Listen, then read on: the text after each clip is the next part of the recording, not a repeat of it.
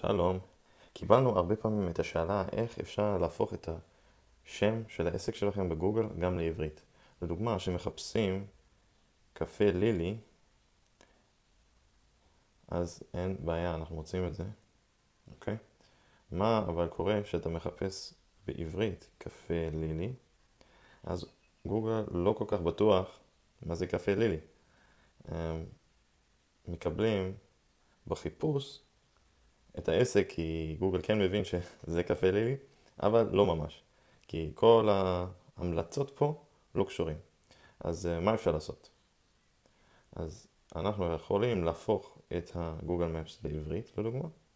אנחנו חוזרים למפה, אוקיי? מוצאים את המקום שלנו, קפה לילי, אוקיי? ואז, מה אנחנו עושים? אנחנו צריכים חשבון חזק שלא מחובר לעסק, אז אולי של חבר או חברה. אנחנו לוחצים פה על לשנות פה משהו, ופה אנחנו יכולים להוסיף שם המקום בעברית, אוקיי?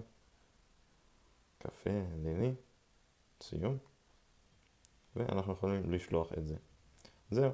עכשיו גוגל יכול לטפל בזה, ואחר מכן יהיה לנו את העסק גם בעברית וגם באנגלית, וזה בדיוק מה שאנחנו צריכים.